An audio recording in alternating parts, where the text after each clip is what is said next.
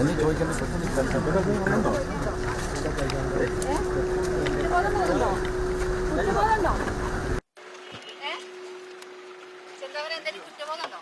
കുറ്റബോധമല്ല, എന്റെ കുടുംബത്തിന് നശിപ്പിച്ചു. അതറിയില്ല നിങ്ങള്. 2010 വീട് വെച്ചിട്ടാ വീട്ടിൽ കയറി ഇരിക്കാൻ പറ്റിയിട്ടില്ല. മകള് എഞ്ചിനീയറാണ്, അവളെ പഠിപ്പിക്കാൻ കഴിഞ്ഞില്ല. അക്ഷര ഫൗണ്ടേഷൻ പഠിപ്പിക്കണം. അക്ഷര ഫൗണ്ടേഷൻ എത്തിക്കണം അവളെ.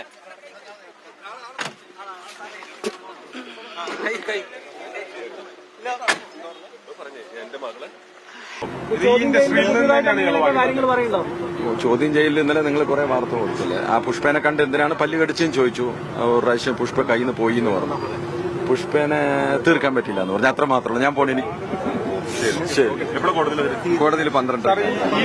പിന്നെ മകൾക്ക് വീട് കൊടുക്കണം, മകളെ ഭയങ്കര ഇഷ്ടമാണെന്ന് പുള്ളി ഇന്നലെ ചോദ്യം ചെയ്യലിൽ പറഞ്ഞു.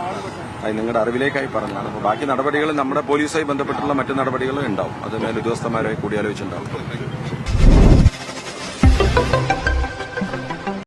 നെന്മാറ ഇരട്ടക്കൊലപാതക കേസിലെ പ്രതിയായ ചെന്താമരയെ തുടർച്ചയായ 2ാം ദിവസവും ഇന്ന് തെളിവെടുപ്പിനായി കൊണ്ടുവന്നിരുന്നു. ഈ തെളിവെടുപ്പിനായി കൊണ്ടുവരുന്ന സമയത്ത് പോലീസ് ജീപ്പിൽ നിന്ന് ക്ഷുഭിതനായി മാധ്യമങ്ങളോട് സംസാരിക്കുന്ന ചെന്താമരയുടെ ഒരു വീഡിയോയും, ചെന്താമര കഴിഞ്ഞ ദിവസം നടത്തിയ ഒരു ഭീഷണി ആംഗ്യത്തെ പറ്റി അന്വേഷണ ഉദ്യോഗസ്ഥൻ പറയുന്നതിന്റെ വീഡിയോ ആണ് നിങ്ങൾ കണ്ടത്. ഇതിൽ അന്വേഷണ ഉദ്യോഗസ്ഥൻ പറയുന്നത്, കഴിഞ്ഞ ദിവസം ചെന്താമരയെ തെളിവെടുപ്പിന് കൊണ്ടുവന്നപ്പോൾ ചെന്താമരയുടെ അയൽവാസിയായ പുഷ്പയ്ക്കെതിരെ പല്ലിളിച്ചുകൊണ്ടുള്ള ഒരു ആംഗ്യം ചെന്താമര കാണിച്ചിരുന്നു. ഇതിനെപ്പറ്റി ചെന്താമരയോട് ചോദിച്ചപ്പോൾ ചെന്താമര തങ്ങളോട് പറഞ്ഞത്, പുഷ്പ കയ്യിൽ നിന്ന് പോയി, അവളെയും കൂടി തീർക്കാൻ പറ്റിയില്ല എന്നുള്ള ദേഷ്യത്തിലാണ് താൻ പല്ലിളിച്ച് കാണിച്ചത് എന്നുള്ളതാണ് ചെന്താമര പോലീസുകാരോട് പറഞ്ഞത്. 2ാമത്തെ വീഡിയോയിൽ ചെന്താമര മാധ്യമങ്ങളോട് പറഞ്ഞതാണ്. ഒരുപക്ഷെ ചെന്താമര ഈ കേസുമായി ബന്ധപ്പെട്ട് ആദ്യമായി മാധ്യമങ്ങളോട് സംസാരിക്കുന്നതിന്റെ വീഡിയോ കൂടിയായിരിക്കണം അത്.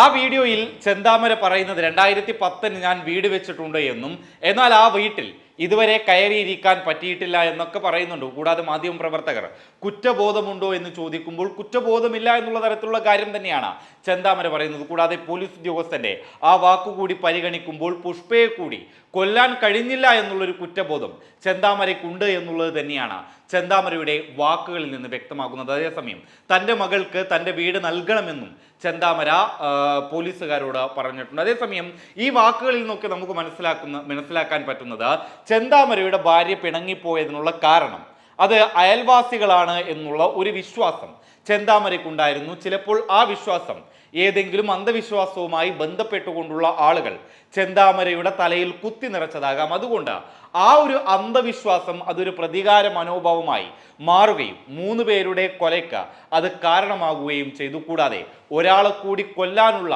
ഒരു പ്രതികാരം ആ ചെന്താമരയുടെ മനസ്സിലുണ്ടാകുകയും ചെയ്തു. News desk public Kerala.